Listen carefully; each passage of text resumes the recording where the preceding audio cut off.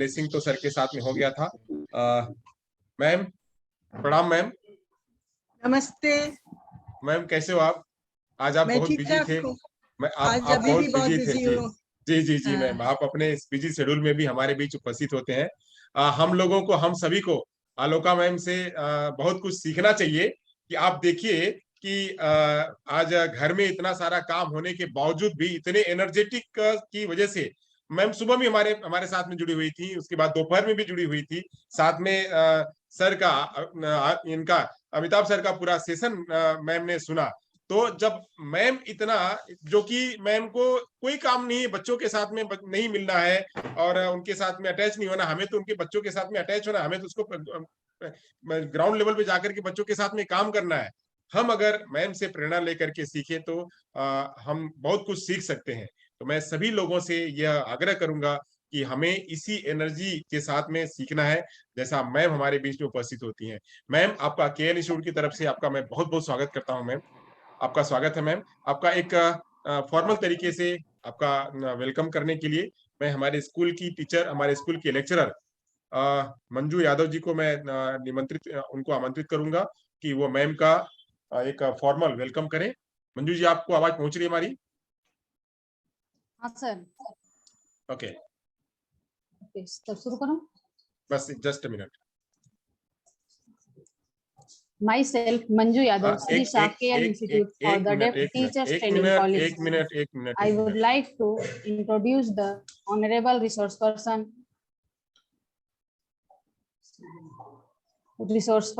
We have the Sri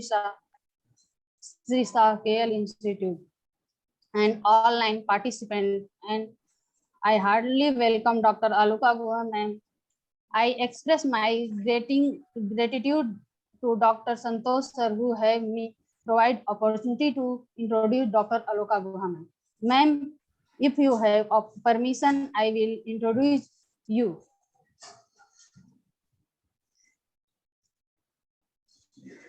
Dr. Aloka Guha ma'am, former founder chairperson of the National Trust, is a special educator trained in intellectual disability. Ma'am has 45 years experience in the disability sector, working with leading NGO and with the Government of India on legal and policy matters, including the Government of GOIS for the 9th, 10th, 11th and 12th 5-year plan. Ma'am has worked with SEARO, WHO in the disability unit and in the mental health units, Department of NCD. Ma'am was a consultant with Autism Speak, which supported the government of Bangladesh in the government of its national level multi-sectorial initiative on autism and NDDS. Ma'am is now a consultant on legal mandates relating to disability, human rights, situation analysis, mentoring and monitoring of internationally founded projects and training of teachers in inclusive education. Ma'am is currently also a concern for many national and international projects in disabilities area. Ma'am has control of Examination Rehabilitation Council of India under the Ministry of Social Justice and Empowerment, Government of India. Represented Government of India in the elaboration of the United Nations Convention on Disability several times at United Nations headquarters in New York.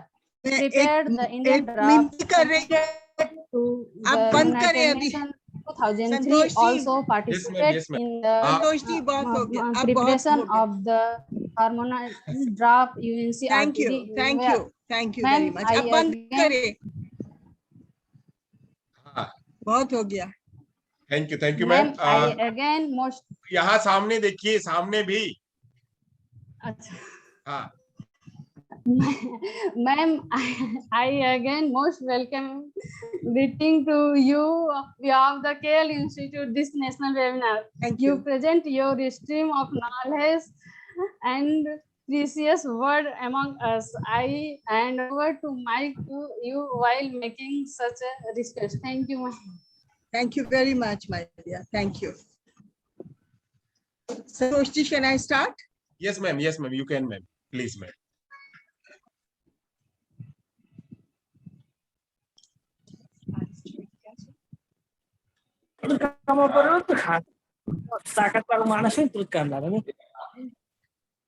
Ma'am, Yes. Ma'am, हमारे बीच पारस Shah sir उपस्थित हैं। पारस sir, आपका स्वागत है। Paras sir, namaskar. Can you hear me? Paras भाई, कहाँ हो भाई? पारस भाई, हाँ, अभी थे। Santosh ji, can you see my slide? Yes, ma'am. Yes, ma'am. I can see you. I can Okay. see. Mistake no. Can I start? Yes, ma'am. Yes, ma'am. Please. Okay. So मुझे आज के दिन बुलाने के लिए आप सबको बहुत बहुत धन्यवाद। KL Institute for the Deaf, the entire PNR family को हमारी बहुत थैंक यू बोलने का है कि आपने हमें इनवाइट किया। तो आज मेरे लेट हस्बैंड की बर्थडे था, तो हम अपना मैं खुद खाना पका के सबको बिल्डिंग में सबको खिलाती हूँ, तो देर हो गई इसलिए माफी मांगती हूँ। इन बिटवीन मैंने कोशिश किया देखने के कि हाँ, आपके सारे रिसोर्स पर्सन्स के तो मैं जानती थी, पहचानती हूँ। मैं ये देखना चाहती थी कि what is the level of participation, और मैंने ये देखा कि जो पार्टिसिपेंट्स है वो कल भी कुछ देर तक मैंने सुना था, और आज भी सुबह कुछ सुना। मुझे लगा कि आप लोग बहुत क्वेश्चंस नहीं कर रहे, मगर जब अमिताभ जी प्रेजेंट कर रहे थे तब आप लोग आराम से पार्टिसिपेट किया, ये देख के बहुत अच्छा लगा। तो वैसा मेरा हिंदी अच्छा नहीं है। कल रमेश पांडे जी जो इतना बढ़िया हिंदी बोल रहे थे, मगर वो लखनऊ के हैं, मैं कलकत्ते की हूँ, आजकल कलकत्ते की हूँ, और my Hindi is not great, my Gujarati is zero other than खेमचो। So I do love going to Gujarat. मैं जाती हूँ भावनगर, गई हूँ, और वहाँ का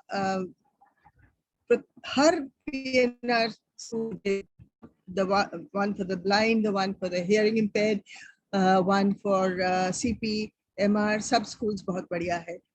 And Paras भाई, good afternoon, Paras भाई, how are you? Good afternoon, ma'am. Fine, एकदम fine. आप कैसे हो? मैं ठीक ठाक हूँ। Okay, so now I want to start with my presentation. So the subject that's been given to me by Santosh ji, वो है provisions, facilities for 5+3+3+4 education system. तो मैं उसमें थोड़ा सा ऐड किया, उसमें है, मैंने लिखा provisions, facilities and facilitators, क्योंकि facilitator करना है इसको। आप सब जानते हैं कि सिस्टेमिकली 2002 से 2001 से सर्व शिक्षा अभियान शुरू हुआ, उसका पहले DPEP था, मगर आज के दिन भी बहुत सारे लोग क्वालिटी एजुकेशन को नहीं मिल रहा। तो उसका वजह बहुत सारे हैं, कुछ आपके प्रीवियस स्पीकर्स ने डिस्कस किया और कुछ हम डिस्कस करेंगे। मगर NEP में लिखा क्लियरली है कि ensuring the inclusion and equal participation of children with disabilities in ECCE, यानी कि early childhood care in education, and the schooling system will also be accorded the highest priority. NEP में लिखा कि बच्चों को, दिव्यांग बच्चे को इंक्लूड करना और उनको पार्टिसिपेट इंश्योर करना, एकदम फर्स्ट क्लास 1 के पहले से जो अर्ली चाइल्डहुड पीरियड में है वहां से इंक्लूड करना, ये हमारे लिए इम्पोर्टेंट चीज हो। तो मैं कुछ स्लाइड्स दिखाऊंगी अभी।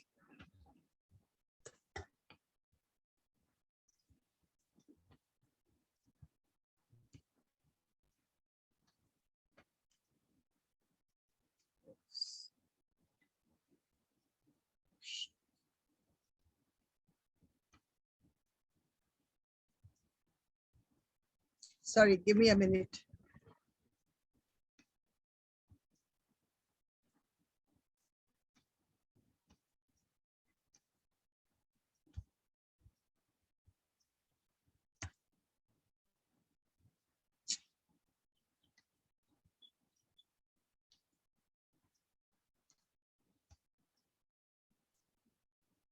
क्या कर रही हूँ, मुझे थोड़ा सा डिफिकल्टी हो रहा है इसको. I need to go to the next slide, but मैं मूव नहीं कर पा रही हूँ. नेटवर्क बहुत अच्छा नहीं है इस वक्त. लगता है कि हमारे कंप्यूटर ने जहांगीरपुरी इन दिल्ली पहुंच गया वहां पे और राइट्स में इन्वॉल्व हो गया, क्योंकि मेरी बात नहीं सुन रहा. अब सुना है. तो ये प्रेजेंटेशन में हम दिखाएंगे क्या. ये कहना चाहती हूँ कि NEP 2020 जो है वो उस पे इतना चर्चा हो रही है 2 साल से.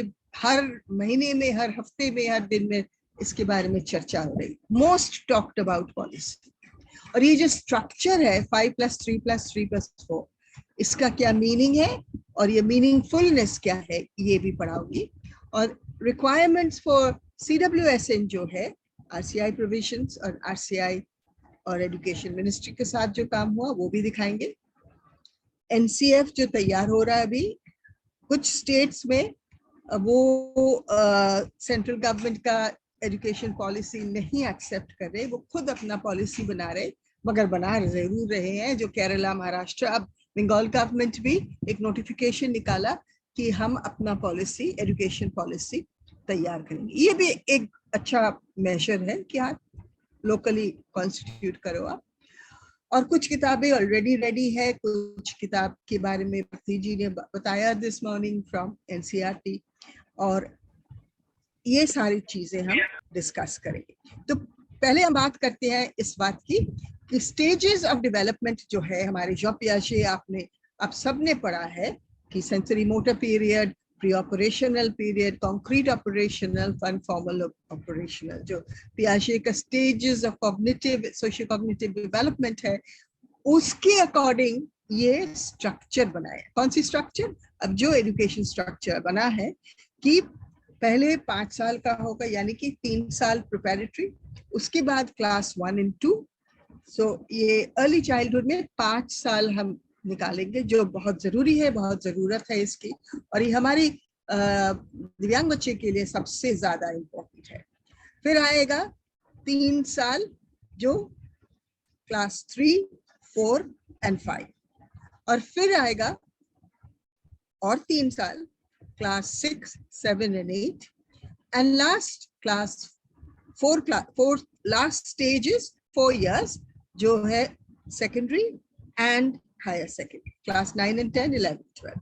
So देखते हैं यहाँ पे ये जो मैंने राइट साइड में दिखाया, ये जो स्ट्रक्चर है ये कितना मीनिंगफुल है और इसमें क्या किया जाएगा, और ये हमारे डिसेबल बच्चे के लिए क्या ठीक है, सही है या नहीं है. तो फाउंडेशनल स्टेज में देखा जाता है क्या पढ़ाया जाएगा कि बहुत प्ले एक्टिविटीज हो और मल्टी लेवल हो, और ये बहुत फ्लेक्सिबल रखा जाएगा जैसे बच्चे का नीड्स है. ये 3 साल और 8 साल के बच्चे के लिए क्लास 1 and 2, और उसके पहले 3 साल जो बाल बाटिका में होगा, प्रिपरेटरी स्टेज में होगा.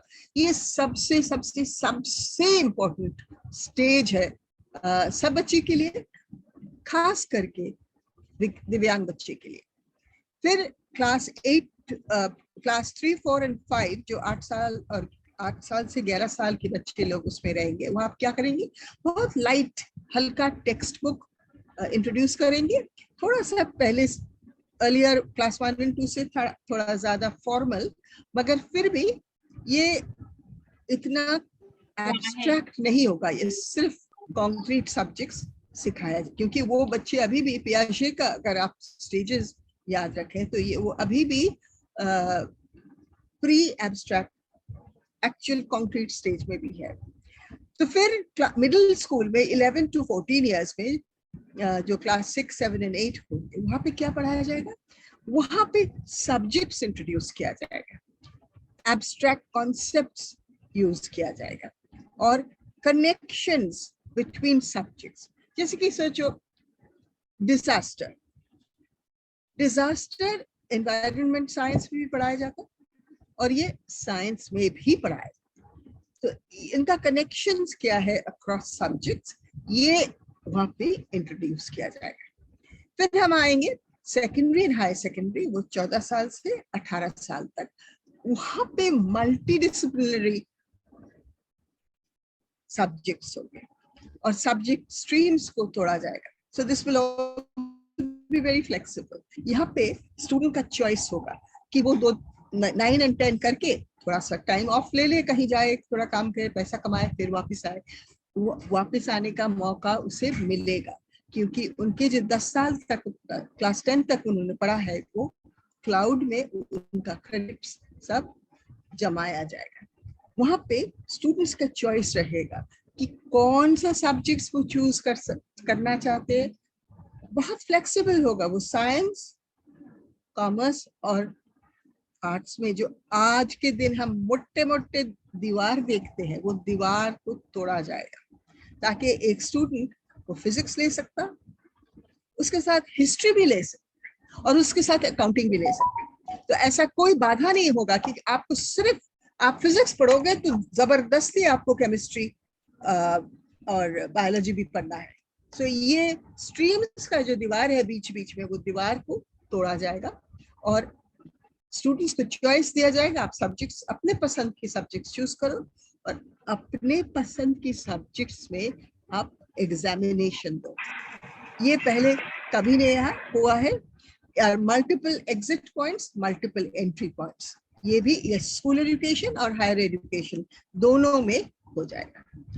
तब हम देखते हैं कि क्या क्या चैप्टर्स है एनईपी में। शायद किसी ने पढ़ाया होगा, मैंने तो पूरा 2 दिन से नहीं पढ़ाया, मैं क्विकली बता दूं। चैप्टर 1 है early childhood care and education, फिर चैप्टर 2 में foundation literacy, foundation of literacy and numeracy.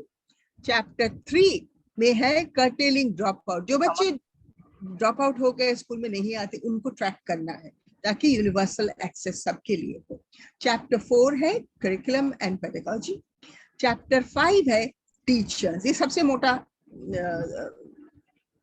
Chapter है, बहुत टीचर्स के बारे में बहुत कुछ लिखा, क्या करना है। और फिर chapter 6 is on inclusive and equitable education और chapter 7 and 8 is largely about governance, so उसको हम नहीं इंक्लूड कर रहे। तो सोचो हम अर्ली, प्लीज म्यूट करें हीना थकर, हाँ थैंक यू। अच्छा, तो इसमें हम क्या देख रहे हैं कि यहाँ पे जो हम अर्ली इंटरवेंशन, अब आपकी भी अर्ली इंटरवेंशन स्कूल है जो मैंने देखा, शायद वो ब्लाइंड स्कूल का अंदर में एक पूरा फ्लोर है अर्ली इंटरवेंशन पीएनआर सेंटर में। तो वहां पे हमारी जो विकलांग बच्चे के लिए अर्ली इंटरवेंशन है वो पूरी तरह से सेम टू सेम है इन बाकी बच्चे। देखा गया कि बच्चे का जो ब्रेन है वो उनको 4, 5, 6 साल तक 80% कंप्लीट हो जाता है। तो उस उम्र में अगर हम इंटरवेंशन सही तरीके से, सही तरह से और स्ट्रक्चर्ड वे से दे सकते हैं तो वो बच्चे का बहुत ज्यादा फायदा। तो यहाँ पे वो फिजिकल एंड मोटर डेवलपमेंट वो भी पढ़ाएंगे, हम भी पढ़ाते हैं। कॉग्निटिव डेवलपमेंट वो भी पढ़ाते हैं, हम भी पढ़ाएंगे।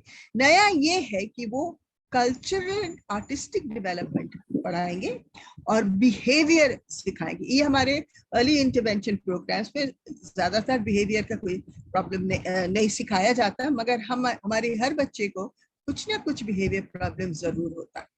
तो हमें अभी कोशिश करना है कि सब हमारे जो गोल्स है अर्ली इंटरवेंशन के वो पूरी तरह एनईपी के गोल्स की तरह मैच करें, क्योंकि यहाँ पे वो स्कूल रेडी होंगे। तो इनका लक्ष्य ये है कि बच्चे क्लास 1 के आने के पहले स्कूल की तैयारी कर चुका है। आज के दिन क्या होता, एक 6 साल का बच्चा है, वो क्लास 1 में भर्ती हो जाता, वो कभी पहले स्कूल ही नहीं गया, उसको पेरेंट्स भी पढ़े लिखे नहीं है, तो वो क्लास 1 में आके देखता है कि बाकी हम दिव्यांग बच्चे की बात करें, बाकी बच्चे तो वो बालवाड़ी गए, आंगनवाड़ी गए, उनको 1 2 3 4 आता, उनको ABCD आता, मगर इन बच्चे को नहीं आता। तो अब अगर early childhood care and education में हर बच्चा को इंक्लूड किया जाएगा तो हर बच्चा क्लास 1 के लिए और बेहतर तरीके से तैयार रहेगा, स्कूल रेडी रहेगा। तो देखा गया है प्ले वे यानी कि खेल के माध्यम सीखना सबसे बेहतर तरीका है बच्चे के लिए। वो क्यों? वो सिर्फ इसलिए नहीं कि बच्चे बहुत एंजॉय करते हैं, वो बात भी सही है, मगर साइंस ने ये दिखाया है कि जब एक बच्चा दूसरा बच्चा के साथ खेलता है उसी वक्त उनका मैक्सिमम ब्रेन डेवलपमेंट होता है। मैक्सिमम ब्रेन डेवलपमेंट, एक न्यूरॉन के साथ दूसरा न्यूरॉन के ये नेटवर्क बढ़ते जा रहा है बहुत जल्दी। सो ये प्ले वे मेथड एक्चुअली सबसे बेहतर है ब्रेन डेवलपमेंट के लिए। Thank you. सो यहाँ पे देखा गया कि जो अर्ली चाइल्डहुड सेंटर्स में सामाजिक चेतना केंद्र बनेंगे और वो समाज में इसकी बेनिफिट्स के बारे में ये मीटिंग्स करेंगे, अवेयरनेस की। नाउ रूवन फ्यूरस्टाइन इसके बारे में जो मिनिमम लेवल्स ऑफ एजुकेशन के बारे में बात किए हैं, वो कहते हैं कि 3 तरह की प्रिपेयर्डनेस चाहिए। स्कूल रेडीनेस, स्कूल की तैयारी 3 तरह की होनी चाहिए। एक तो school should be ready, school पूरी तरह तैयार होना चाहिए दिव्यांग बच्चे के पढ़ाने के लिए, उनके आने के लिए, उनके पार्टिसिपेट करने के लिए। दूसरा, बच्चे को खुद रेडी होना चाहिए, ये तो हम सब जानते हैं। और तीसरा, पेरेंट्स को भी रेडी होना चाहिए। और अगर ये 3 साल क्लास 1 के पहले उनको बच्चे का मौका मिला तैयार करने के लिए, तो वो क्लास 1 में आके अपने आप को एकदम लॉस्ट नहीं फील करेगा, एकदम एक्सक्लूडेड नहीं फील करेगा। वो तैयार होके आया है, वो तब तक 6 साल बच्चे के लिए जितना इंडिपेंडेंस उनको होने चाहिए वो सब सीख के तब जाके वो क्लास 1 में भर्ती हुआ। तो ये फैमिलीज को भी रेडीनेस चाहिए, सिर्फ स्कूल का रेडीनेस नहीं, सिर्फ बच्चे का रेडीनेस नहीं, ये पेरेंट्स को भी रेडी होना चाहिए बच्चे के साथ छोड़ना, उनको थोड़ा 4 घंटा 5 घंटा के लिए उनसे अलग रहने का उनको भी आदत पड़ना चाहिए। सो ये 3 टाइप्स ऑफ रेडीनेस जो रूवन फ्यूरस्टाइन ने किया।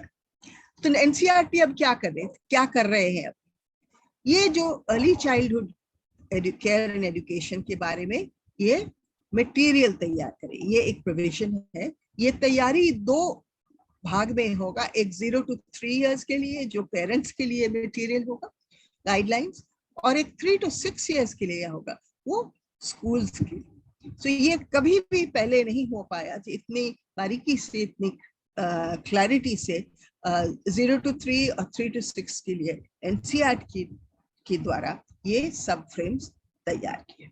फिर हम आते हैं चैप्टर 2 and 3। चैप्टर 2 में मैंने कहा आपको आज के दिन में देखा गया है कि क्लास 5 के बच्चे क्लास 2 का मटेरियल नहीं जानता। ये हमारी नो डिटेंशन पॉलिसी, बच्चे को पास कर दिया, मगर वो कुछ सीखा नहीं। तो देखा है 5 करोड़ चिल्ड्रन को 2025 तक ग्रेड 3 की पूरी तरह तैयारी करना चाहिए। तो ये है उनका फंक्शनल लिटरेसी एंड न्यूमरेसी, वो भी मदर टंग में। ये हमारे बच्चे के लिए बहुत फायदा होगा, क्योंकि पर्टिकुलरली डेफ चिल्ड्रन जिनको 2 भाषा, एक घर का भाषा, एक स्कूल का भाषा, 2 भाषा में मैनेज करना उनका बहुत डिफिकल्टी होता। और चैप्टर 3 है कि देखा गया है 6 करोड़ बच्चे आउट ऑफ स्कूल है जो कभी स्कूल नहीं गए। 6 करोड़, आज के दिन भी 2020 में 6 crore children are out of school children. OOSC मतलब आउट ऑफ स्कूल चिल्ड्रन। उसमें से 30% डिसेबल बच्चे होंगे, यानी कि 20 लाख बच्चे तो होंगे। चैप्टर 3 में नेक्स्ट स्लाइड में, नहीं सॉरी, चैप्टर 3 में हमने पढ़ा है, और ये जानकारी भी है मेरे पास कि 2 मेजर्स लिया जाएगा सरकार की तरफ से। एक, इतना बढ़िया इंफ्रास्ट्रक्चर स्कूल में होगा जिसके लिए कोई भी पेरेंट्स नहीं चाहेगा कि सरकारी स्कूल छोड़ के वो प्राइवेट स्कूल में चले जाए। और सेकंड होगा कि यूनिवर्सल पार्टिसिपेशन होगा, क्योंकि जो बच्चे स्कूल में नहीं आ रहा है उनको ट्रैक किया जाएगा। और इसमें कौन करेगा? ये पेरेंट्स के साथ काउंसलर्स एंड सोशल वर्कर्स जो हमारे मिनिस्ट्री ऑफ सोशल जस्टिस की है, उनको ट्रैक करेंगे, भाई क्यों आप स्कूल में क्यों वापस नहीं आए, चलो अब स्कूल चलो, क्या दिक्कत है, ये सब जानकारी। तो अब हम आते हैं चैप्टर 4 में। चैप्टर 4 हमारे दिव्यांग बच्चे के लिए बहुत इम्पोर्टेंस है कि करिकुलम एंड पेडागोजी। पेडागोजी भी चेंज होगा, यानी कि पढ़ाने का तरीका चेंज होगा, ये बहुत इम्पोर्टेंट है। और एक national curriculum framework for school education अभी तैयार हो रहा है, और इसमें नेशनल एजुकेशन पॉलिसी में साफ साफ लिखा है कि आप डिसेबिलिटी डिपार्टमेंट को, उनके जितने नेशनल इंस्टीट्यूट्स है, उनके RCI है, इन सबको आप इन्वॉल्व करें इन द नेशनल न्यू। हमारे पहले नेशनल करिकुलम फ्रेमवर्क 2005 का था, अब होगा 2022 का। अभी डिस्कशन शुरू हो गया। तो यहाँ पे हम क्या सिखा रहे हैं? हम ये भूल जाएं कि कितना मोटा मोटा किताब पढ़ना है। हमें क्या सीखना है is how to learn, not how much to learn, not what to learn, but how to learn. हम किस पद्धति से सीखेंगे। और ये जो इस साइड में हम पिक्चर दिखा रहे हैं, बच्चे सेल्फ लर्निंग से सीख रहे हैं, कुछ अपने एक्सपीरियंस करके सीख रहे हैं, ये हमारे विकलांग बच्चे के लिए बहुत बहुत इम्पोर्टेंट है। यहाँ पे हम दिखाए कुछ पिक्चर्स कि आज के दिन भी हमारे ID स्कूल्स में वही हम कैंडल्स बनाते, मोमबत्ती बनाते हैं, और पेपर की एनवेलप्स बनाते हैं, और क्रिसमस कार्ड्स बनाते हैं। ये कितने साल हो गए, 40-50 साल से तो मैं खुद देख रही हूँ। ये चेंज होगा, और ये हमारे दिव्यांग बच्चे के लिए बहुत इम्पोर्टेंट है। क्यों? दो कारण। एक कारण ये है कि वोकेशनल एजुकेशन के एक मान्यता दिया जा रहा है। वो कहा जा रहा है कि स्कूल के अंदर क्लास 6 और उसके ऊपर से हर बच्चे को 1 या 2 लोकल वोकेशंस जो है उसको सीखना ही पड़ेगा। सो पहले जैसे हम सोचते, अच्छा इससे तो एकेडमिक्स नहीं होगा, उससे वोकेशनल में भेज दो, वो नहीं रहेगा। वोकेशनल को सबको सीखना पड़ेगा, lower school education and higher education. तो इस तरह हम वोकेशनल एजुकेशन के ऊपर थोड़ा सा रिस्पेक्ट दिखाना शुरू करेंगे, और ये भी काम शुरू हो गया with the national skill qualification council. और आप तो जानते हैं कि पर्सन्स विद डिसेबिलिटीज के अलग स्किल काउंसिल है। तो यहाँ पे टीचर की बात हम कर रहे हैं चैप्टर 5, और ये कहा गया है कि टीचर को हम फिर से पुराने जमाने के गुरु जैसा बनाएंगे, और कम्युनिटी में सबसे इज्जतदार पर्सन होंगे, और उसके लिए हम स्कॉलरशिप्स देंगे, हम उनको लोकल जॉब्स ढूंढ के देंगे, हाउसिंग देंगे, बहुत कुछ अलग अलग चीज का टेक्नोलॉजी बेस्ड होगा। उनके लिए अच्छा लर्निंग एनवायरनमेंट बनाएंगे, और हर स्कूल टीचर को 2030 के बाद 4 ईयर इंटीग्रेटेड BEd करना पड़ेगा। ऐसा नहीं कि आज के दिन से जो चलता है वो चेंज होगा।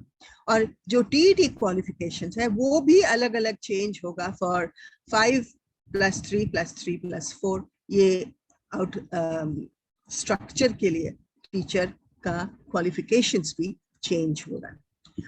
हम देखते हैं NEP में 5.15, 5.24, 5.26, ये पूरा चैप्टर 5 टीचर के ऊपर है, और वहां लिखा है ये हर टीचर के लिए 50 घंटे का CPD होगा। CPD क्या है? Continuing professional development. जैसे कि आप CRE कर रहे हैं, कंटिन्यूइंग रिहेबिलिटेशन एजुकेशन, ये होगा कंटिन्यूइंग प्रोफेशनल डेवलपमेंट। हर टीचर के लिए 50 घंटा हर साल, ये इन सर्विस है, ठीक है। ये प्रिंसिपल के लिए भी होगा। और फिर हर बीएड प्रोग्राम में, जनरल बीएड प्रोग्राम में भी इंक्लूसिव एजुकेशन को एक बड़ा हिस्सा होगा। पहले था मगर उतना सीरियसली कोई लेता नहीं था। पहले तो बिल्कुल पहले तो ऑप्शनल था, फिर मैंडेटरी हो गया, मगर वो थोड़ा 50 नंबर का पेपर, 25 फॉर प्रैक्टिकल, कुछ भी नहीं था। आज के दिन वो ज्यादा बढ़ा। So it will be an important part of all BEd, general BEd training programme. और फिर लिखा है 5.26 NEP कि कुछ पोस्ट बीएड सर्टिफिकेशन मिलेगा, शॉर्ट कोर्सेज। उसमें क्या होगा, इंक्लूडिंग जैसे दिव्यांग बच्चे को पढ़ाने के लिए अलग अलग post BEd short term training भी NEP में लिखा है। और ये सारी की चीज तैयारी चल रही है, शुरू हो गया है। स्कूल कॉम्प्लेक्स के बारे में, स्कूल कॉम्प्लेक्स के बारे में कहना चाहती हूँ कि एक तो अभी NEP में लिखा है कि एक ही कॉम्प्लेक्स में वहाँ अर्ली चाइल्डहुड केयर होगा, आंगनवाड़ी होगा, बालवाड़ी होगा, lower primary, upper primary, senior school, senior secondary, ये सारे स्कूल्स एक ही कॉम्प्लेक्स के अंदर होगा। उसमें फायदा क्या है? फायदा ये है कि टीचर, जो सबसे बढ़िया टीचर है, उसको हम शेयर कर सकेंगे, उसको यहाँ से लेकर, specially subject teaching, science subject, science teachers, अच्छे साइंस टीचर्स, अच्छे मैथ्स टीचर्स बहुत कम मिलते हैं। तो अगर हमें कोई अच्छा टीचर मिले वो कॉम्प्लेक्स के अंदर, वो सारे क्लासेस में पढ़ा सके, उसे हम शेयर करते पड़े। और दूसरी बात यह है कि बहुत सारे स्कूल्स है जो रिमोट रूरल एरियाज में है, वहाँ सिंगल टीचर, तो वो सिंगल टीचर का एक टीचर आइसोलेशन हो जाता, टीचर अकेले लड़ते लड़ते थक जाते हैं, किसी से कोई शेयर करने का मौका नहीं मिलता, किसी से बात करने का नहीं मिलता। इस बच्चे को लेकर हमें थोड़ा प्रॉब्लम होता, how can I share this with another teacher. जब टीचर्स इकट्ठे होंगे तो बहुत कुछ हमारे दिव्यांग बच्चे के लिए भी problems and issues and solutions एक साथ कोलैबोरेशन के माध्यम में निकल आएगा। तो कुछ देर पहले कोई पूछ रहा था क्या NEP में स्पेशल एजुकेटर की कुछ बात है? हाँ है, ये पहली बार इतना डिटेल्स में लिखा हुआ है। वो चैप्टर 5.21 में लिखा, there is an urgent need for additional special educators for certain areas of school education, specially children with disabilities को पढ़ाने। मगर ये लिखा है कि सब्जेक्ट टीचिंग नॉलेज उनके पास होना चाहिए। तो आप सब जो 2016 के पहले बीएड किया, हाँ VI में HI में सब्जेक्ट टीचिंग था, मगर CP, MR या ID, डेफ ब्लाइंड, ऑटिज्म, इसमें सब्जेक्ट टीचिंग नहीं था। अगर आप 2016 से ये चेंज हुआ तो ये सब्जेक्ट टीचिंग भी एक कुछ स्पेशल एजुकेटर का गैप जरूर है।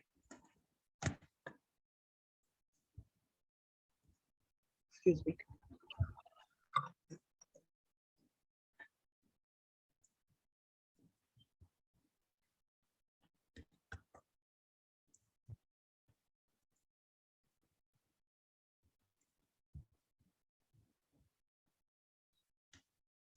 हाँ, तो यहाँ पे मैं दिखाती हूँ जो हमारे सबसे इम्पोर्टेंट चैप्टर है NEP में। वो क्या चैप्टर है?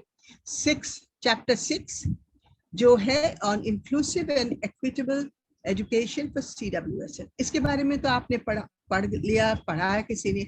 मैं इसमें ऐड करना ये चाहती हूँ कि क्या क्या चीज ऑलरेडी प्रोविजंस है और किस किस चीज के ऊपर काम किया जा रहा है, जो हमारे टॉपिक जो दिया गया है। अच्छा, पहले मैं बात करना चाहती हूँ 6.4 में लिखा है कि स्कॉलरशिप्स दिया जाएगा उनको पेरेंट्स को इंसेंटिवाइज किया जाएगा। तो यहाँ पे ये तो स्टेट स्पेसिफिक सब्जेक्ट है एजुकेशन, तो हर स्टेट में अलग अलग तैयारी चल रही है। कुछ स्टेट्स जो नेशनल एजुकेशन पॉलिसी को अडॉप्ट किया जैसे एज इट इज, उसमें काम शुरू हो गया। और कुछ स्टेट्स को, जैसे मैंने बोला केरला, महाराष्ट्र, बंगाल, ये अपने ढंग से एजुकेशन पॉलिसी कर लें स्टेट लेवल, उसमें भी ये सब इंक्लूडेड हो रहा। और फिर है 1-on-1 teachers and tutors and peer tutoring. तो मैं देख रही हूँ कि 2 दिन से, कल पूरा दिन, आज पूरा दिन, हर स्पीकर, और आपके पास बहुत बढ़िया स्पीकर्स आए, हर स्पीकर ने टीचर ट्रेनिंग के बाद कहीं ना कहीं किया होगा। और आप भी जानते हैं कि इंक्लूसिव एजुकेशन के लिए आप सबको पूरी तरह से ट्रेनिंग नहीं मिला, कुछ गैप एरियाज है, सीखना है, इसीलिए इतना CREs करना पड़ता ताकि special educators can become inclusive educators also. तो यहाँ पे हम क्या कहना चाहते हैं कि हर चैप्टर 6 में हर एक जगह जहाँ दिव्यांग बच्चे के नाम दिया है, वहाँ पे SLD स्पेसिफिक, माने सारे 21 डिसेबिलिटीज के छोड़ के सिर्फ एक ही डिसेबिलिटी का मेंशन है NEP में, वो है स्पेसिफिक लर्निंग डिसेबिलिटी। जैसे अमिताभ सर ने कहा, ये परख जो सेंटर बन रहा है, वो टूल्स बना रहे हैं कि हाउ टू आइडेंटिफाई एंड फिर हाउ टू टीच। मगर इसके अलावा भारती जी ने भी कहा कि NCERT ने बहुत काम किया है, उसके बारे में हम, ये टीचर ट्रेनिंग एक बड़ा हिस्सा है to make education, inclusive education successful. और इसके बारे में मैं बाद में जाके और थोड़ा एडिशंस ऐड करूंगी कि किस तरह से हम, प्रोविजंस ऑलरेडी हो गया और प्रोविजंस कुछ तैयारी में है। ओके, करंटली हम जानते हैं, आप सब जानते हैं, 4 तरह की एजुकेशन दिव्यांग बच्चे के लिए आज के दिन है। वो पहले वाला क्या है, स्पेशल स्कूल्स पहले से ही है, और इसके बारे में एक सुप्रीम कोर्ट का इंटरिम ऑर्डर निकला है, इसके बारे में हम थोड़ा विस्तारित रूप से बात करेंगे। फिर है होम बेस्ड एजुकेशन, और इसके बारे में ये कहना चाहती हूँ कि पहली बार हमारे देश में होम बेस्ड एजुकेशन को गाइडलाइंस बन रहा है। ये NCERT बना रहा है, इसमें नेशनल इंस्टीट्यूट्स भी इन्वॉल्व है। तो guidelines for home based education, और कैसे इस होम बेस्ड एजुकेशन को ऑडिट किया जाए, मॉनिटर किया जाए, मेंटोर किया जाए, ये सारी तैयारी हो रही। और फिर neighbourhood school which is an inclusive school. ये पिक्चर्स, ज्यादातर पिक्चर्स मैंने लिया है, पीछे मैं खड़ी भी हूँ एक सफेद रंग की सलवार पहन के, और यहाँ पे मैंने, ये उड़ीसा का पिक्चर था। ये चारों जो सिस्टम्स है, ऑप्शंस है फॉर दिव्यांग बच्चे, ये चारों का मेंशन है नेशनल एजुकेशन पॉलिसी 2020 में, और यहाँ पे NIOS जो है उसका भी मेंशन है। जैसे भारती जी ने कहा, ISL सारा तैयार हो भी गया है।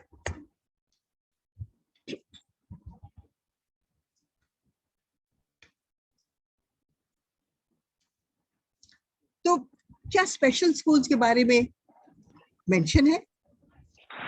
ये तो प्रश्न बहुत जायज है, क्योंकि आप में से कई लोग जरूर स्पेशल स्कूल में पढ़ा रहे होंगे। तो मुझे ये कहना कि हाँ, NEP में स्पेशल स्कूल का मेंशन है 6.15 चैप्टर 6 में पैरा 15 में, मगर उसे स्पेशल स्कूल नहीं कहा जा रहा है। उन्होंने इसको कह रहा है alternative forms of schools, 6.15 in NEP। तो इसमें क्या है, वो कह रहे हैं कि हमने देखा है ये स्पेशल स्कूल से बहुत कम लोग हायर एजुकेशन में जा रहे हैं, नहीं जा रहे हैं।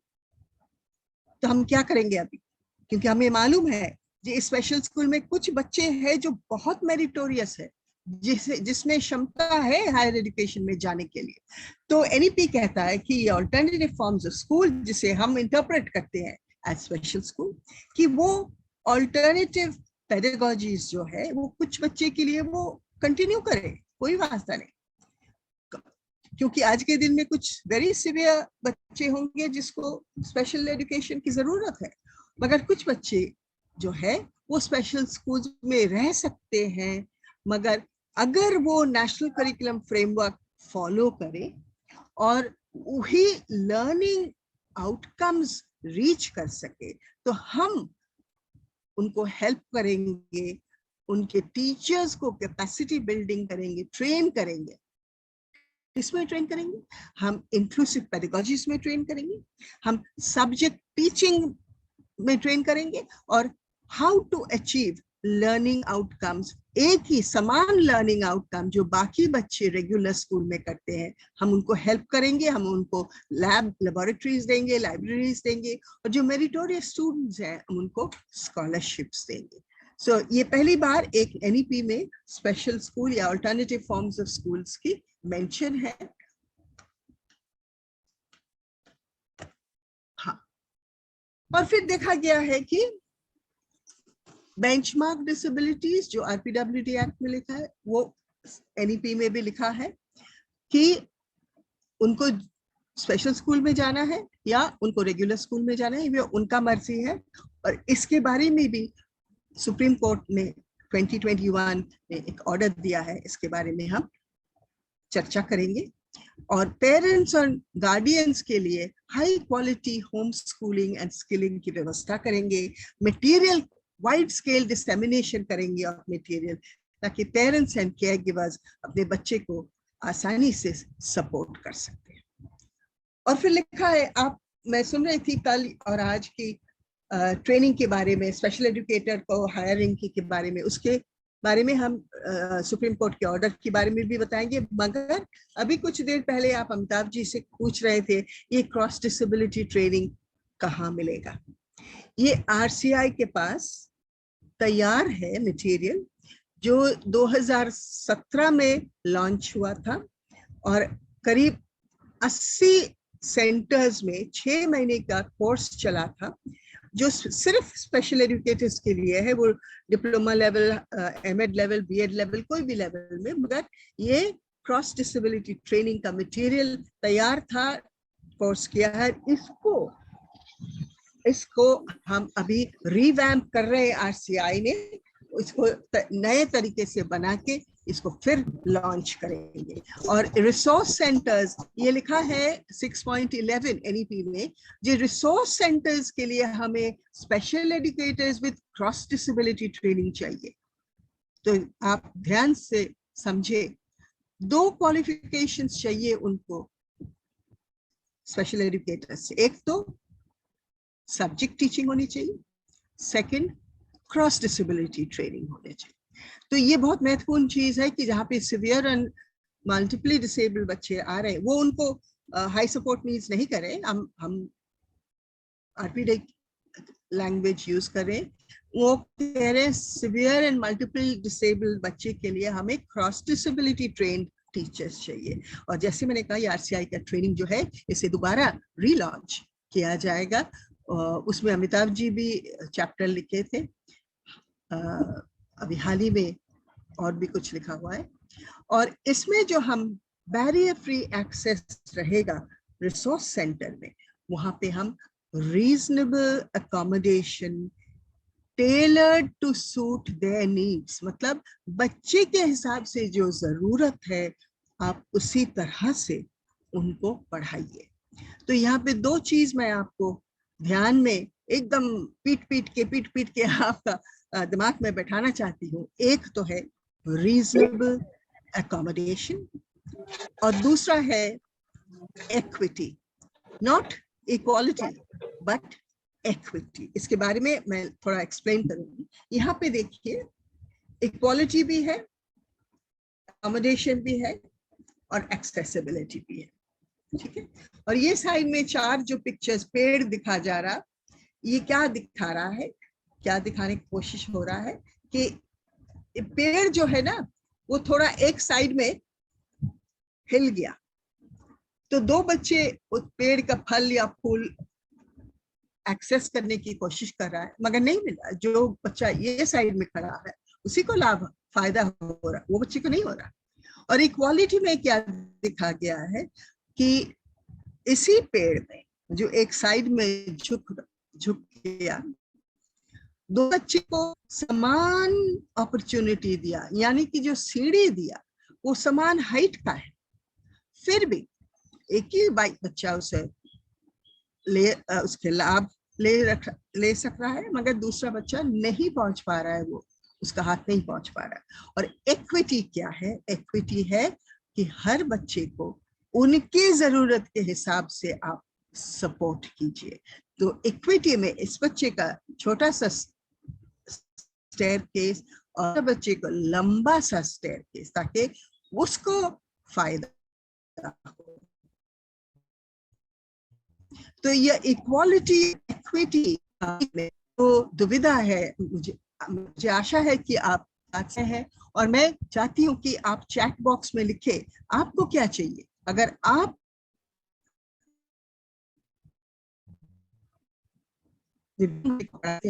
आपको देना है या आपको इक्विटी देखना है, क्या आपको इक्वालिटी देखना है या एकोमोडेशन देखना, ये आप चेक कंटिन्यू। पर टेक्नोलॉजी की बहुत बड़ी बड़ी बात की गई है एनईपी में। टीचर्स को भी टेक्नोलॉजी मालूम होना चाहिए, बच्चे को, और हर डिसएडवांटेज ग्रुप में जो दिव्यांग बच्चे हैं उनके लिए टेक्नोलॉजी यूज करना चाहिए। अच्छा, शिक्षा पर्व जो अभी digitally accessible text books for 21 disabilities जो भारती जी कह रहा था, उसी को लॉन्च हुआ। प्रधानमंत्री जी जो मुझे लगता है कि he is very pro disability, क्योंकि मैं उनका मन की बात सुनती हूँ। और सेकंड मन की बात, ये 2015 की है, 14 की शायद, सेकंड मन की बात में उन्होंने शुरू किया था दिव्यांग बच्चे के साथ। और मुझे बहुत अच्छा लगा कि चलो देश की ये पहला प्राइम मिनिस्टर है जो दिव्यांग बच्चे के लिए सोच रहा है इतनी बड़ी तरह से। वो हमेशा उनको एनकरेज करते हैं, वो पैरालंपिक्स हो और दूसरे बाद भी में पिक्चर। सो ये जो शिक्षक पर्व 2021 में हुआ था, वो जॉइंटली किया मिनिस्ट्री ऑफ एजुकेशन और मिनिस्ट्री ऑफ सोशल जस्टिस, दोनों मिनिस्टर्स, कैबिनेट मिनिस्टर्स थे। वहाँ पे इंडियन साइन लैंग्वेज लॉन्च हुआ, talking books for the visually impairment, school quality assessment, teachers training, Vidyanjali portal, ये सारी चीज प्रधानमंत्री ने खुद लॉन्च किया। तो हमें ये जान के बहुत अच्छा लगता कि हमारे पॉलिटिकल विल दिव्यांगजन के पीछे है।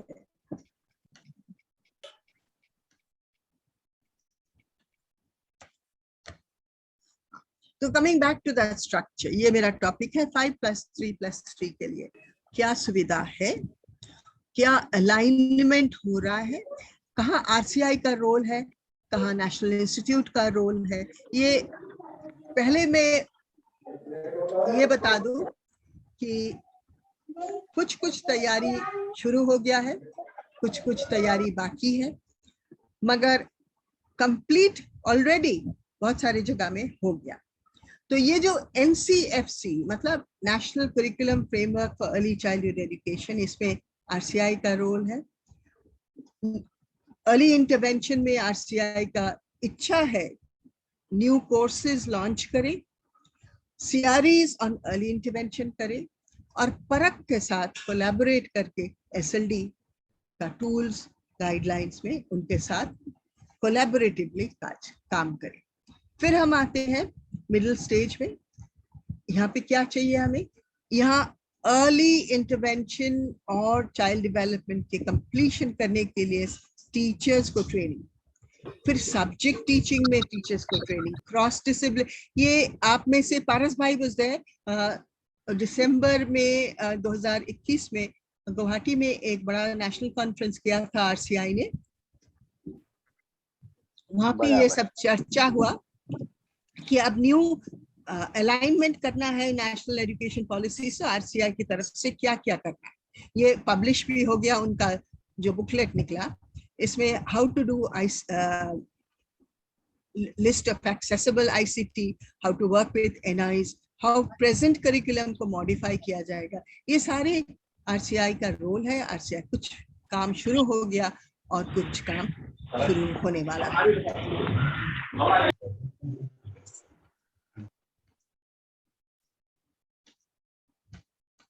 सॉरी,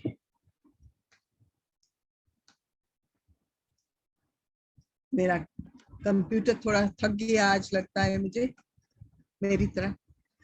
तो ये है एक प्रेपरेशन की बात करना है तो मैं बहुत एक सुंदर सा डॉक्यूमेंट निकला है, उसको कहते हैं सार्थक, students and teachers holistic achievement through quality education. ये ऑलरेडी पब्लिश हो गया लास्ट ईयर। ये बहुत सारे हर NEP के हर गोल को लेकर कुछ टारगेट सेट किया, हर चैप्टर कैसे बनाया जाएगा, किसका कौन सा रोल है, उसमें कौन सा रेलेवेंट NEP का पैरा है, टास्क क्या है, रिस्पॉन्सिबिलिटी का किसका है, टाइमलाइन कब तक होगा, ये सब एक बढ़िया सा डॉक्यूमेंट, उसका नाम है सार्थक। हाँ, उसमें ये 304 आउटपुट्स में दिया है, बहुत डिटेल्स है, पूरा तो हम यहाँ पे नहीं दिखा पा रहे हैं, बट अप्रैल 21 में निकला है NEP का इम्प्लीमेंटेशन प्लान। आप इसको गूगल करोगे तो इसमें आप देखेगा आपको टाइम फ्रेम क्या है, आउटपुट्स क्या होना चाहिए और किसका रिस्पॉन्सिबिलिटी है। कुछ कुछ जगह में RCI का मेंशन भी है, तो वहां पे काम इकट्ठे होने वाला है। तो अभी इस वक्त NCERT के बारे में भारती जी ने कहा, RCI के बारे में मैं थोड़ा सा कहना चाहती हूँ कि 5 दिन का training programme for general teachers वो तैयार है। उसमें अमिताभ जी भी थे, सुजाता जी भी थे, और 5 दिन का ट्रेनिंग फॉर जनरल टीचर्स जो NEP ने कहा है, और एक 15 दिन का teacher training for general teachers जो कुछ स्टेट गवर्नमेंट्स ने खास करके RCI के बोला हमारे लिए तैयार करो, like government of Tripura, department of education. और फिर तैयार हुआ norms for special schools, 5 types के, एक फॉर द विजुअली इम्पेयर्ड, एक फॉर द हियरिंग इम्पेयर्ड, एक फॉर ID, एक फॉर मल्टीपल डिसेबिलिटी और एक फॉर ऑटिज्म स्पेक्ट्रम डिसऑर्डर। तो ये 5 गाइडलाइंस तैयार है, और हर टीचर का क्या रोल होगा, स्पेशल एजुकेटर का क्या रोल होगा, स्कूल का क्या रिस्पॉन्सिबिलिटी है, और modules for non teaching staff जो स्कूल में काम करते हैं मगर पढ़ाते नहीं है, उनके अलग अलग लेवल्स हैं, और हर एक के लिए अलग मटेरियल तैयार किया गया, अवेयरनेस ऑन इंक्लूसिव एजुकेशन। तो आपके स्पेशल स्कूल में भी काम आएगा और रेगुलर स्कूल में भी काम आएगा। और ये RCI अकेले नहीं बनाया, department of school education, ministry of education और RCI के कुछ टीम मेंबर्स बैठ के ये पूरा तैयारी हो गया, including roles for special educators and roles of school. और NCERT के बारे में भारती ने जो बताया, उसमें मैनुअल ऑन AST वो भी लॉन्च हो रहा है, मैनुअल ऑन SLD वो भी लॉन्च हो रहा। सबसे मुझे अच्छा लगा कि इंक्लूसिव एजुकेशन का गाइडलाइंस बन रहा, पुराना एक था मगर नया बन रहा, और वर्ड यानी कि world autism awareness day ministry of education ने सेलिब्रेट किया। ये मेरे लिए एक बहुत खुशखबरी की बात है कि ये मिनिस्ट्री ऑफ एजुकेशन इतना इंटरेस्ट ले रहा in the education of children with disability. अब कुछ 5-6 स्लाइड्स में दिखाऊंगी। सुप्रीम कोर्ट ने इंटरिम ऑर्डर निकाला इन अक्टूबर 2021। बहुत बढ़िया, आप ध्यान से ये 5-6 स्लाइड सुने, सीखे, क्योंकि इसको पढ़ाने वाले लोग बहुत कम हैं। लॉ मुझे पसंद है, लॉ मैं पढ़ाती हूँ, इसलिए मैं बहुत इंटरेस्ट लेके और डॉक्टर भूषण पुनानी का हेल्प लेके, और यहाँ पे 2-3 कलकत्ते में 2-3 एडवोकेट्स जो हाई कोर्ट में प्रैक्टिस करते हैं उनके साथ लेके हम ये 4-5 स्लाइड्स बनाए हैं। ये इंटरिम ऑर्डर के बारे में जानकारी होनी चाहिए आपको, इसमें स्पेशल एजुकेटर की बात भी है। तो ये लिखते हैं high court, honourable supreme court कि जो हम जो इंटरिम ऑर्डर आज के दिन दे रहे हैं अक्टूबर 2021, ये सारे देश के लिए, ये सिर्फ यूपी, पंजाब के, दिल्ली के लिए नहीं है, हर स्टेट और हर यूनियन टेरिटरी का हमारा ऑर्डर से कंप्लाई करना ही पड़ेगा। दूसरी बात क्या लिखता कि हर स्टेट कमिश्नर को हमने सुओ मोटो पावर्स दिया है कि वो इंक्वायरी करे। किसके बारे में इंक्वायरी करे भाई? इंक्वायरी ये करे कि CWSN का एजुकेशन का क्या हाल है आपके स्टेट में। हाँ, आपके स्टेट में कितने CWSN स्कूल में जाते हैं, कितने नहीं जाते हैं, कितने टीचर्स हैं, कितने उनकी रिहैबिलिटेशन सर्विसेज मिला, इसके ऊपर हर स्टेट को 28 फरवरी 2022 में जवाब दिया हुआ। Okay, this is para 59 of the order. फिर पैरा 60 में, ये तो आप सब जानते हैं जी, स्पेशल एजुकेटर्स ने बहुत फाइल किए हैं सुप्रीम कोर्ट में, तो ये लिख रहे हैं कि पैरा 60 में we are not giving an order in the respect of working conditions of the special educator. क्या लिखा है? We are making it amply clear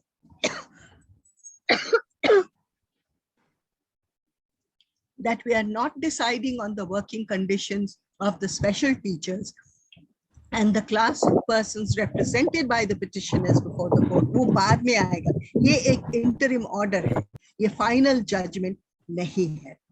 तो स्पेशल स्कूल के बारे में कुछ लिखा है जो आप सबको जानकारी चाहिए। पारस भाई भी प्लीज सुन लीजिए। स्पेशल स्कूल्स के क्वालिटी ऑफ एजुकेशन इंप्रूव करना है। वो चैप्टर पैरा 7 में लिखा है mandatory improvement of special schools, उसके लिए टाइमलाइंस बनाओ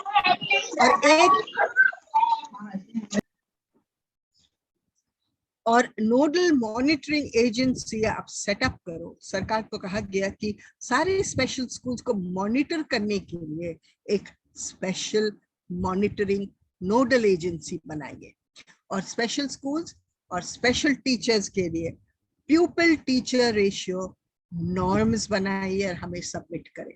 और ये भी कहते हैं पैरा 11 में कि ये स्पेशल, ये तो स्टेट गवर्नमेंट के सब्जेक्ट है, मगर फिर भी ये हमारी ऑर्डर यही है। सो ऑर्डर क्या है और आगे बढ़ते हैं।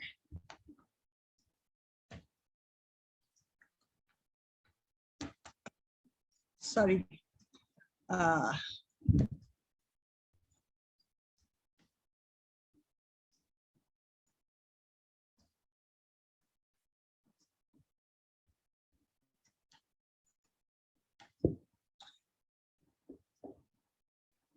अच्छा, स्पेशल स्कूल्स के बारे में कई पॉइंट्स हैं and I want all of you to listen very carefully.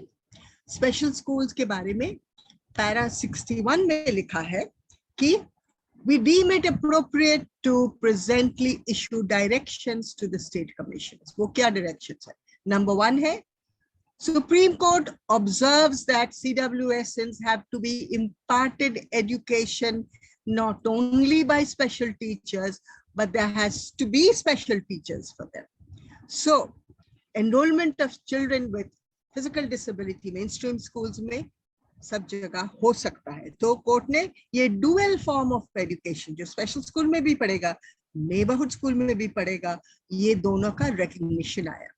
And जो स्टूडेंट्स को ब्लाइंड, डेफ, ऑटिज्म एटसेट्रा, उनको डिस्टिंक्टली ट्रेन्ड टीचर्स, माने उस सब्जेक्ट में ट्रेनिंग होनी चाहिए। Number 3, mandatory improvement in the conditions of special schools. हमने देखा है बहुत सारे स्पेशल स्कूल्स not viable, हाँ, तो अच्छे नहीं है, क्वालिटी एजुकेशन में नहीं देते हैं और इंफ्रास्ट्रक्चर भी ठीक नहीं है।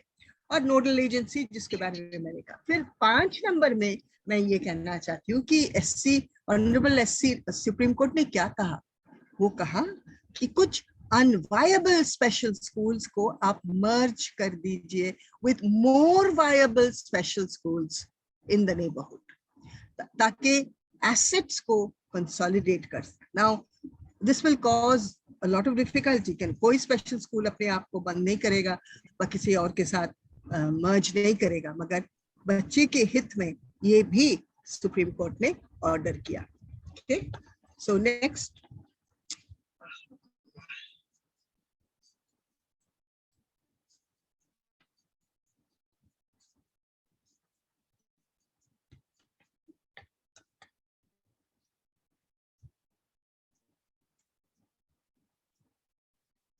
क्या हो रहा है भाई?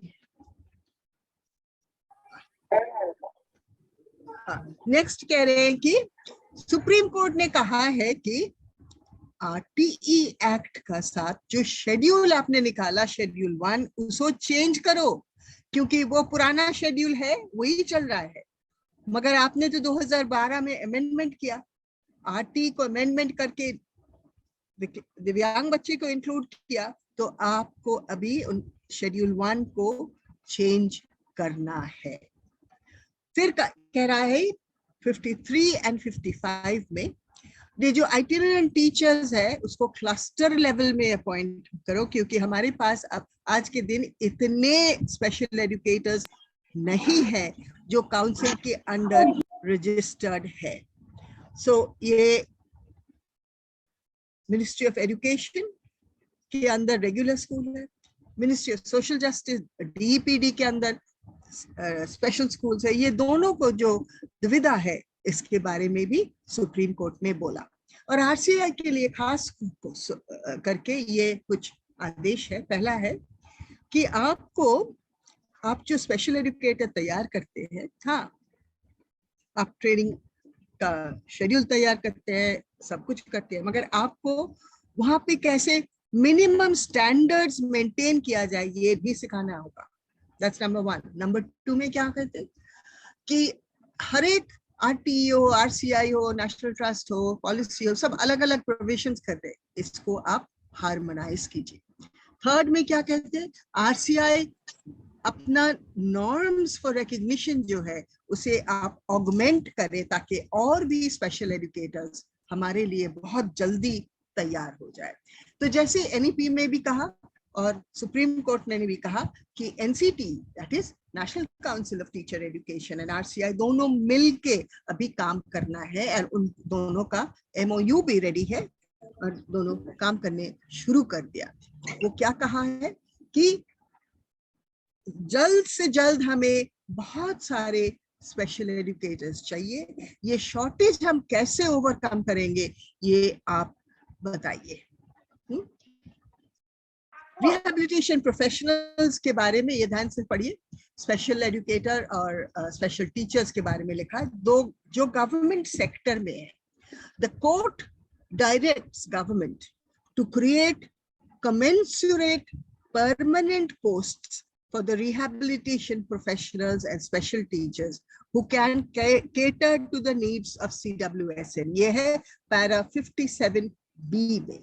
और 57C में क्या है, court directs to fill all vacancies for the posts created for rehabilitation professions for being appointed on regular basis within 6 months from the date of this order or before the commencement of academic year 2022-23। जो पहले आएगा ये 57B और 57C में रखा कि academic year शुरू होने का पहले आप इन्हें अपॉइंटमेंट कर दीजिए। तो सेंट्रल गवर्नमेंट की yes slide is not moving. That is not moving. Yes ma'am. From when? Ma'am, this is stuck on para 7. Para 7 वो तो बहुत पहले आ गया। Yes. पैरा 11। para 7 हाँ पैरा 7 और 11 दोनों लिखा। Yes ma'am. यहाँ पे para 7 para 11 stuck. Okay, so मैं I will start Yeah, sharing again. Yeah ma'am. Yeah ma'am.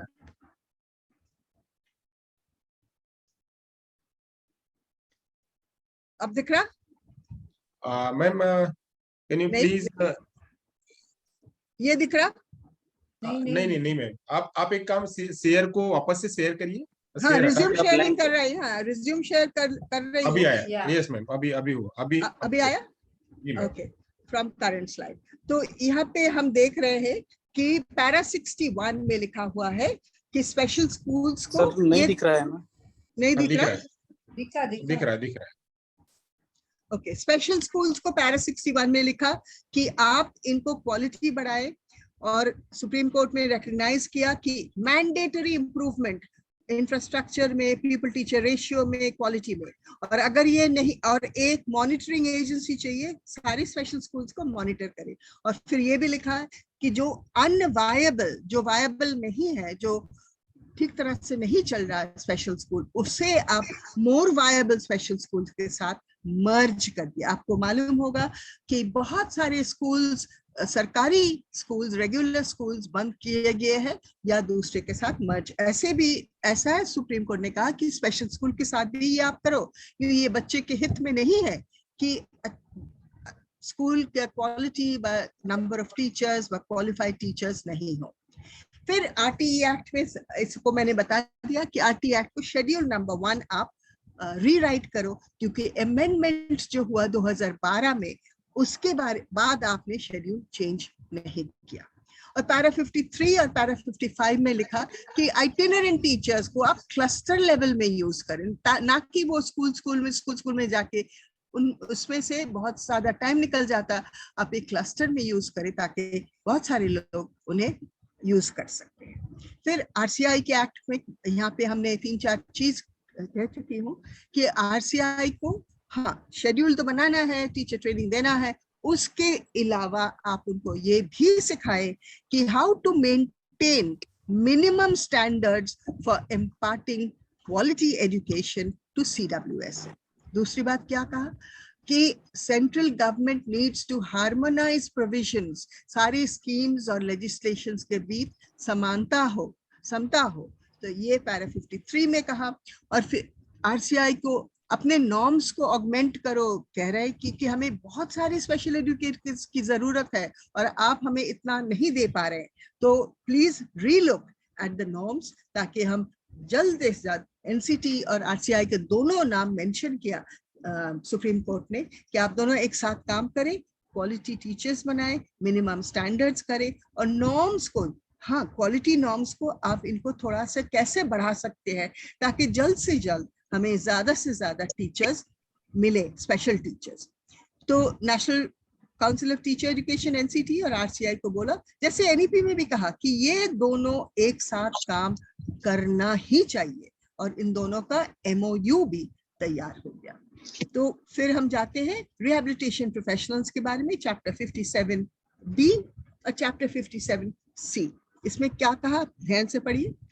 The court directs government to create commensurate permanent posts for the rehabilitation professionals and special teachers who can cater to the needs of CWSN. और फिर लिखा, court directs to fill all vacancies for the posts created for rehabilitation professionals, special teachers, for being appointed on regular basis within 6 months from the date of this order or before the start of academic year 2022-23, whichever is earlier.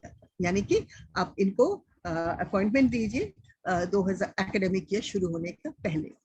तो teacher प्यूपिल ratio एक बड़ी मुद्दा है, because supreme court को ये मानना है कि क्वालिटी तभी होगा जब ये अच्छा प्यूपिल टीचर रेशियो हो।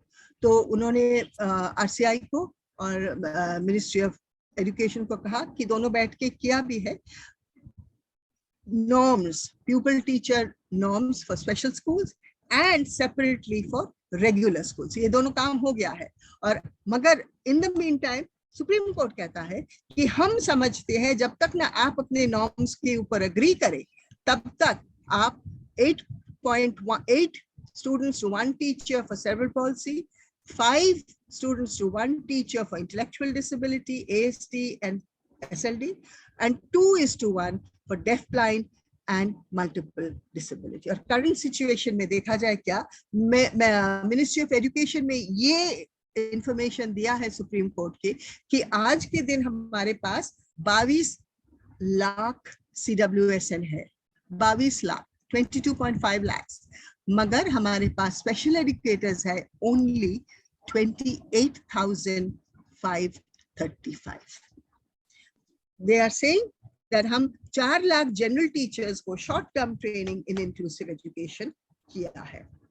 तो गोइंग फॉरवर्ड, sorry, हाँ, going forward, slide is not moving. Ma'am, slide is not moving. Yes, ma'am. अरे वाह, slide is not moving. So let me exit and then come back again. Yeah, ma'am, please, please. वैसे आपका time भी तो निकल रहा है ना? हाँ जी जी, no So problem, that's why I was... no issue, ma'am, you can.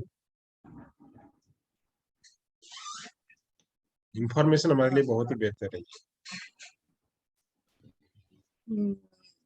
1 minute.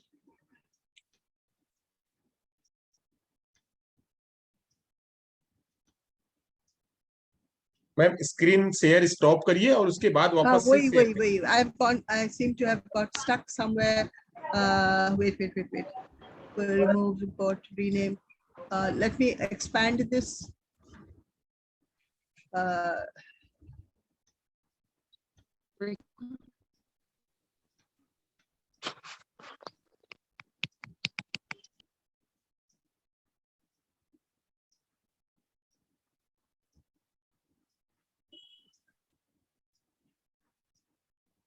Why am I not able to use this? No issue ma'am. Resume share. Okay. Can you now see? Yes ma'am. Paragraph 59, yes para 53 and 55 हो गया। RCI का भी, RCI वाला देखा आपने? Yes ma'am, अभी आपने दिखाया, हो गया वैसे, आपने तो कर दिया है, एक्सप्लेन कर दिया। एक्सप्लेन कर दिया, तो let me move. I know you are running out of time, so अभी एनसीटी कर दिया। ये वाला भी दिखाया मैंने, रिहैबिलिटेशन प्रोफेशनल्स और स्पेशल टीचर्स के बारे में, para 57 and para 57B and C। एक जगह कहा कि उनको लिए कमेंसरेट परमानेंट पोस्ट करें रिहैबिलिटेशन प्रोफेशनल्स के लिए, और दूसरा जगह क्या कि to fill up vacancies for those post that are created for rehabilitation professionals within 6 months और before the academic year of 22-23. अच्छा, फिर direction to central government to notify terms, जो मैंने कहा अभी, उन्होंने अपने आप से कुछ पीटीआर दिखाया, जो 8:1 CP, 5:1 ID, ASD, SLD and 2:1 for deafblind and MD। अच्छा, आरसीआई का रोल बोला है और भी एक्सपैंड किया कि हमारे पास बहुत कम स्पेशल एजुकेटर है, आप उनको ज्यादा से ज्यादा ट्रेनिंग दीजिए, ज्यादा से ज्यादा।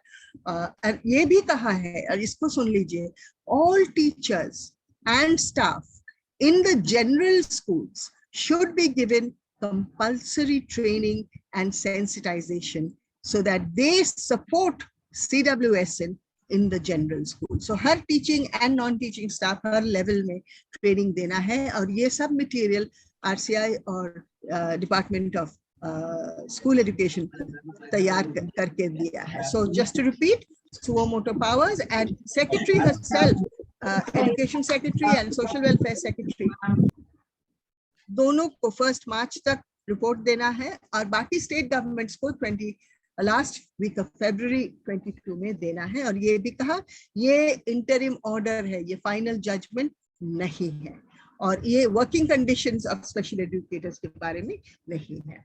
तो आगे जाके मुझे मालूम है आपके पास टाइम बहुत कम है, तो मैं ये पूरा नहीं पढ़ूंगी। मुझे सिर्फ एक बात कहना है कि अगर हम इसको रियल बनाना चाहते हैं, special school movement to inclusive school and quality inclusive education, तो हमें कोलैबोरेटिव स्टेक होल्डरशिप करना है। यहाँ पे एनआईएस का रोल है, डीपीडब्ल्यूडी का रोल है, एनजीओ स्पेशल स्कूल्स का रोल है, और पेरेंट्स, सिबलिंग्स, केयरगिवर्स, सबके रोल है। सबके अपना रोल निभाना है पूरी तरह से, सिंसियरली, ऑनेस्टली, तब जाके हमारे ये बच्चा जो है दिव्यांग बच्चा को फायदा होगा। इसके बाद भी 2021 में एससी और एक ऑर्डर दिया कि जो बेंचमार्क के लिए आप अलग व्यवस्था की है, ये सबके लिए होना चाहिए। So I am going, these are the books that are now very much in vogue, and हमारे प्रधानमंत्री हमेशा दिव्यांगजन के लिए खड़े हैं, रेडी है, और हम चाहते हैं कि अब हम सब मिलके हमारे जो ये सपना था, कुछ देखो, मैं तो 45 साल से इस फील्ड में काम कर रही हूँ, मैंने दिल से कहना है कि हाँ, बहुत चेंजेस हुए हैं, मगर और भी बहुत कुछ बाकी है। Thank you. बहुत शानदार सेशन में, शानदार। Thank you so much ma'am. मुझे गुजारिश है सबसे कि हमें, मेरा हिंदी तो इतना अच्छा नहीं है, आप तो मुझे तमिल में बोलने का इजाजत नहीं दिया, तो मैंने मेरी जो हिंदी है उसी से काम चला लिया। और इसमें गुजराती में कुछ लिखा है, अक्षय दीक्षित कोई हमें पढ़ के समझाए। मेरा गुजराती इतना अच्छा नहीं है, जी, सिर्फ मैं खेलछो मालूम है मुझे। हाँ मैं इनका चैट पढ़ के आपको बताता हूँ। इन्होंने लिखा हुआ है कि इंक्लूसिव एजुकेशन में जो जनरल बच्चे हैं, जनरल बच्चों के साथ में जो दिव्यांग बच्चे हैं उनको अभ्यास तो कर रहे हैं, साथ साथ में है। और जो उनके एग्जाम्स है, दोनों एग्जाम साथ में लिए जा रहे हैं, मूल्यांकन जो उनका है एक साथ में हो रहा है। तो ये डिफिकल्टी तो होती है, अब दोनों को साथ में पढ़ाना है। तो हालांकि एनईपी में भी कहा गया है कि उनके दोनों में थोड़ी ये दिया जाए, मूल्यांकन में रिलैक्सेशन दिया जाए, इक्विटी की बात तभी हो पाएगी। इक्वालिटी तो कर दिया, ठीक है, दोनों को एग्जाम बैठा दे, बट इक्विटी तो तभी होगी ना जब उनके साथ में उसके हिसाब से वो असेसमेंट हो। तो ये उनका कहना है कि बैठाते तो एक जगह पे एजुकेशन तो एक साथ में देते हैं, उनको असेसमेंट भी एक जैसा ही करते हैं। तो इसके लिए क्या कुछ वहां पे कहा गया है, ये बात करें। हाँ, ये सारी चेंजेस आने लगेंगे अभी न्यू एकेडमिक ईयर से, मुझे बहुत आशा है।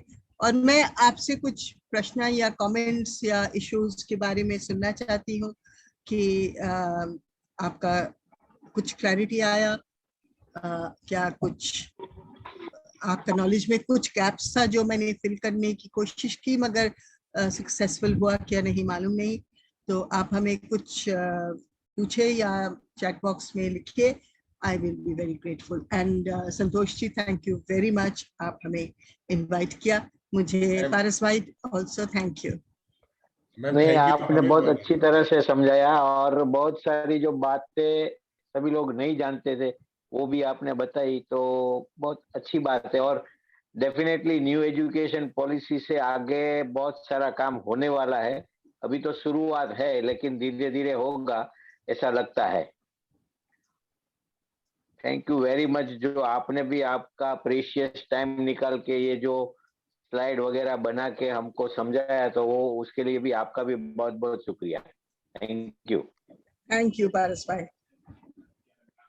चैट बॉक्स में किसी ने लिखा है मैम कि गुजरात में स्पेशल एजुकेटर सिर्फ सपोर्ट स्टाफ में रखा गया है, इसलिए कोई इस पर ध्यान नहीं दे रहा है, आरसीआई या वो भी उपाध्याय अर्जुन जी। हाँ, उपाध्याय हिना ठक्कर। अच्छा मैम, आपकी हिंदी भी काफी अच्छी है, थैंक यू। आपका लेक्चर बहुत यूजफुल रहा। बहुत थैंक यू। नहीं, इसके बारे में हमारे बंगाल में भी स्पेशल एजुकेटर को इतना भाव नहीं हमेशा नहीं मिलता। और जो टीचर है 10 साल पहले तो और भी बिग गैप था, regular teacher and special teacher. मगर मुझे ये कहना है कि जो एनईपी है और ये सुप्रीम कोर्ट की ऑर्डर, दोनों से बहुत फायदा होने वाला है। अब बस 6, 7, 8 महीना वेट करो कि ये सारी चेंजेस, जब सुप्रीम कोर्ट की ऑर्डर आते हैं ना, किसी का हिम्मत नहीं है, प्राइम मिनिस्टर को भी फॉलो करना पड़ता है if it is a supreme court order. So अब मुझे तो बस इसी की ख्वाहिश थी कि सुप्रीम कोर्ट कुछ स्टेटमेंट दे, कुछ इंटरिम ऑर्डर्स दे। तो मुझे लगता है कि नेक्स्ट ये साल 2022-23 में बहुत फायदा होने वाला है, कुछ चेंजेस होने वाला है। यहाँ भी कलकत्ता में, वेस्ट बंगाल में भी स्पेशल एजुकेटर और रेगुलर टीचर में बहुत बिग गैप था। और दिव्यांग बच्चे को कहा जाता था कि ए यू गो होम, जब तेरा टीचर आएगा उस दिन आना, अभी नहीं आना। सो ये सारे सही था। आहिस्ता आहिस्ता वो चेंज होगा। और इंक्लूसिव एजुकेशन को मूवमेंट मैं खुद ट्रैक कर रही हूँ 40 साल से। मैंने खुद देखा कि हाँ, पहले तो बच्चे को लेते नहीं थे, फिर आहिस्ता आहिस्ता लेना शुरू किया, मगर सिर्फ मिड डे मील के लिए। फिर बच्चे को बोला कि अच्छा ठीक है, तू क्लास में आके बैठ जा। तो क्लास में आके बैठा, मगर वो सीख रहा है नहीं सीख रहा है ये कोई नहीं देख रहा।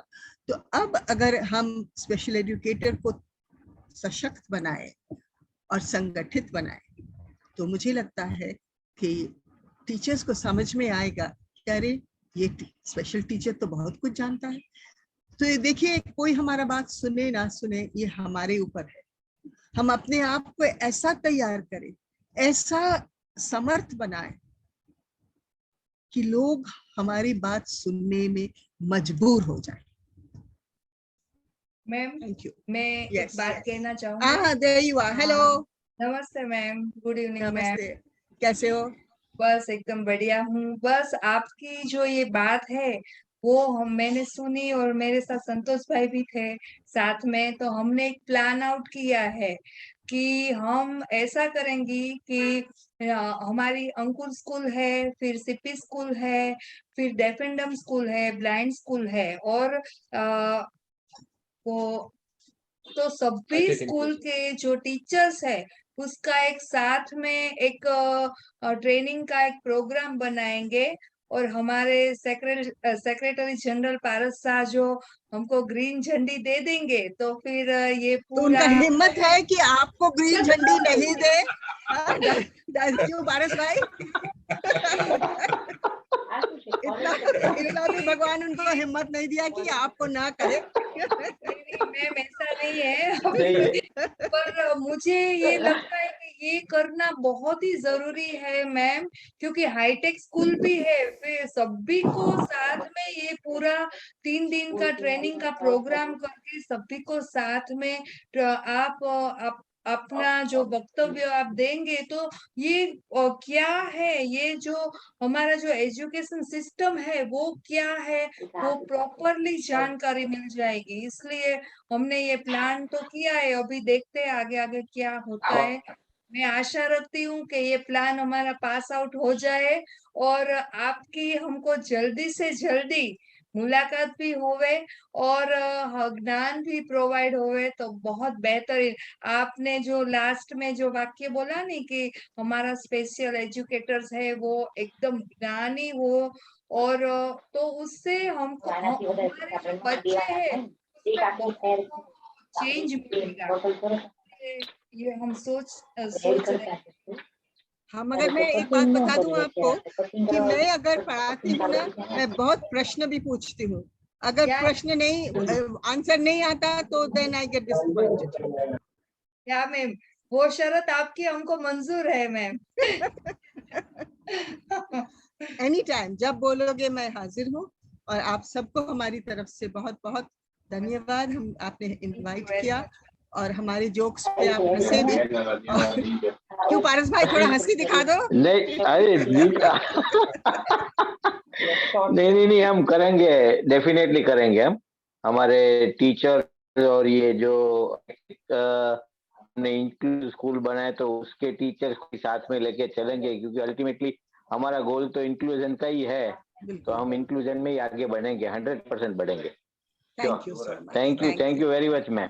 Thank you very much. Thank you ma'am, thank you Paras sir, thank you लोका मैम, आपने अपना समय निकाला। और सबसे बड़ी बात तो ये है मैम, मुझे स्पेशली ये बात कहना है कि आप इतने होने के बाद भी पीपीटी बनाना हम लोग के लिए कितना कठिन होता है, और आप बैठ करके पीपीटी बनाते हैं। और मैं कविता बहन से बात कर रहा था कि मैम ने हर एक लोगों के नाम लिए हैं कि रमेश सर ने क्या बात करी, सुजाता मैम ने क्या बात करी, और उसके बाद ये भारती मैडम ने क्या कहा, सबके मैम ने लेक्चर सुने हैं, तब जाकर के मैम उनको कोट कर रही हैं। तो ये हाँ, हमारे पार्टिसिपेंट्स है वो आते हैं जाते हैं आते जाते हैं, हम थक जाते हैं। और ये तो हमसे आपसे हम लोगों को बहुत प्रेरणा मिल रही है कि इतना हमको भी करना है। 45 साल से आपका इस फील्ड में एक्सपीरियंस है, 45 साल आप लगातार काम कर रही हैं, और अभी भी आपका एंथुसियाज्म ऐसा है कि हमें और ऊंचाइयों तक लेके जाना है, स्पेशल एजुकेशन में भी और बहुत कुछ करना है। तो मैम आपका ये प्रेरणा हम लोगों तक ऐसे ही बना रहे, और आप ऐसे ही दीर्घायु और लंबे समय तक स्वस्थ रहें, ताकि हम लोगों को जो है आपका एकदम स्नेह प्यार मिलता रहे ma'am. Thank you so much. Thank you. अभी तो हम जवान हैं। Bye bye. Yes ma'am, yes ma'am, bye ma'am, bye bye.